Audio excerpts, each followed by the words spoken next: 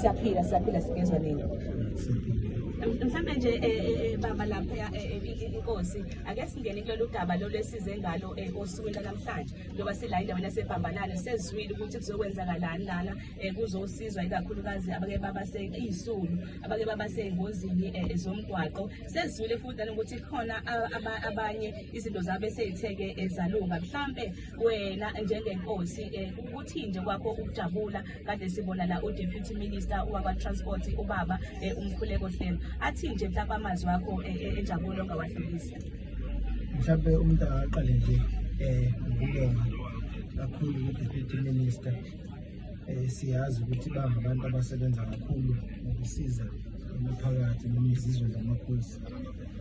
Siqale nje ngokubonga ukuthi ahambele lapha asemkhankasweni siyazi ukuthi ziningi indawo lapho bengaya khona ukusiza abantu ahamba nabo. Siyabonga nje lokho ukuthi eze ngapha nasebukhosini bakwanyanga khona azolekelela zonke izizwe zamakhosi ngalokhu bakhathaza abantu. Bese sibongela nalabo abafikile ekuseni bathe abasizakale bathola usizo. Sibongele nalabo njengamanje abasasizwa namanje.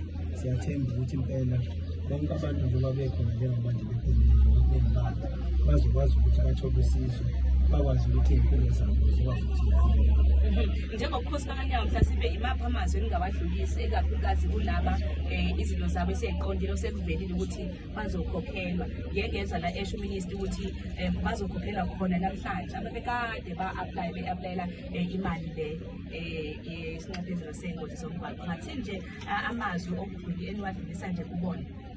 Cha sidlulisa nje ukujabula kwazise phela nazi ley'nsuku zikhathisimuzi ziyasondela siyathemba ukuthi bazohlaliseka kahle abantu emakhaya bese sidlulisa nje nokuxwayisa ngoba imvamisa le mali elibuye ngazi ukuthi mhlambe imali yokuthi abantu babojabula nje benza izinto mhlambe ethe ukuthi phecelezi cha siyafisa nje ukuthi baqonde lokhu ukuthi kahle nale mali mayitholakala isingayitholakali ngesimo esihle kusuke kukhona imiphefumulo esuke iphangalele lapho kusuke kukhona abantu abasuke balimele so siyafisa nje ukuthi bayiphathe kahle abantu bahloniphe basebenzise imali ey'ntweni eziyisidingo ngempela ey'mpilweni zabo khona iy'mpilo zabo zokwazi ukuqhubeka. Sekhona ikakhulukazi lapha ku-social media sekhona into enokwenzeka mhlawumbe manje ubona abantu bedlala emgwaqweni like sekuyinhlekisa ukuthi abantu bafuna imali kaRafu ungathini kulabo bantu labo umuntu evele esukele nje athi uyodlala emgwaqweni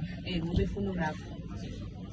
Siyaxwayisa nakulabo bantu ukuthi lo mkhuba sikucela ukuthi wehle lo mkhuba lo ngoba njengoba kuzinsuku nje zikaDisemba siyazi ukuthi abantu bedla amanzi amponjwana bephithizela emgwaqweni ngoba bethemba ukuthi egcineni kosuku bazothola le mali. Siyakunusa lokho ukuthi akungenzeki.